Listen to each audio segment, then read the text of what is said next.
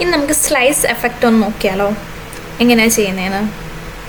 ആദ്യം നമുക്ക് folder open ചെയ്തിട്ട് നമ്മുടെ ഇമേജ് ഇതിൻ്റെ അകത്ത് ആഡ് ചെയ്ത് കൊടുക്കാം.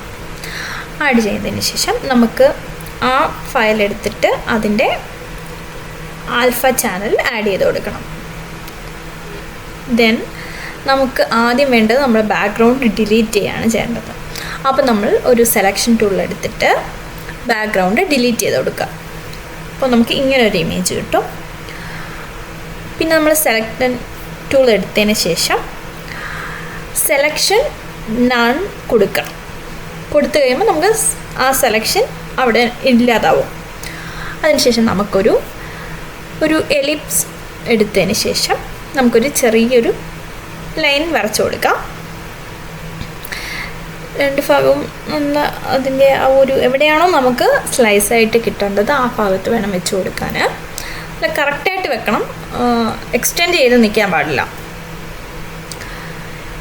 രണ്ട് സൈഡ് നമുക്ക് സെലക്ട് ചെയ്ത് നോക്കാം കറക്റ്റായിട്ടാണോ അത് നിൽക്കുന്നതെന്ന്. അതിനുശേഷം നമുക്ക് ഒരു കളർ സെലക്ട് ചെയ്യണം.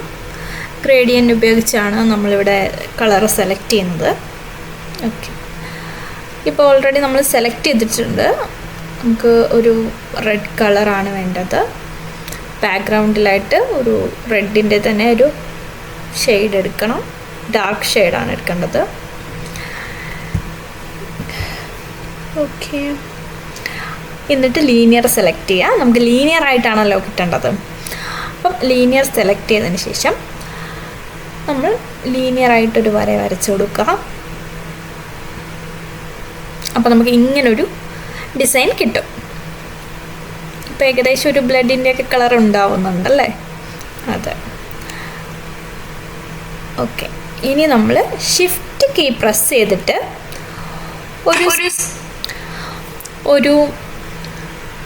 ഒരു റെക്റ്റാങ്കിൾ വരച്ചു കൊടുക്കാം. ഷിഫ്റ്റ് കീ പ്രസ് ചെയ്തില്ലെങ്കിൽ നമുക്ക് ആ സ്ക്വയർ സർക്കിളും കൂടെ സെലക്ഷൻ കിട്ടില്ല. അതിനാണ് നമ്മൾ ഷിഫ്റ്റ് കീ പ്രസ് ചെയ്തിട്ട് അത് ആഡ് ചെയ്ത് കൊടുത്തത്.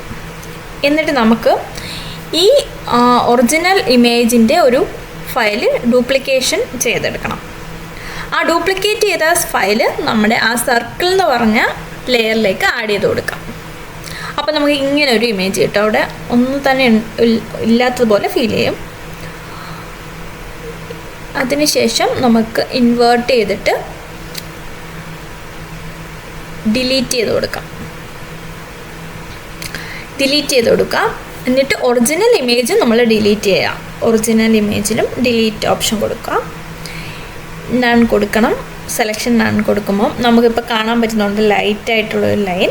എന്നിട്ട് സെലക്ഷൻ ടൂൾ ഉപയോഗിച്ച് നമ്മൾ ഹെഡ് പോർഷൻ ഒന്ന് ഷിഫ്റ്റ് ചെയ്ത് അങ്ങോട്ടും ഇങ്ങോട്ടും ഒന്ന് മൂവ് ചെയ്ത് നോക്കുമ്പോൾ നമുക്ക് സ്ലൈസ് കിട്ടിയിട്ടുണ്ട്. ഇതാണ് സ്ലൈസ് ഇമേജ് ഇൻ ജിപ്പ്. എല്ലാവർക്കും ട്രൈ ചെയ്ത് നോക്കാം. വളരെ ഇൻട്രസ്റ്റിംഗ് ആണ് ഇത് ചെയ്യാൻ. Thank you.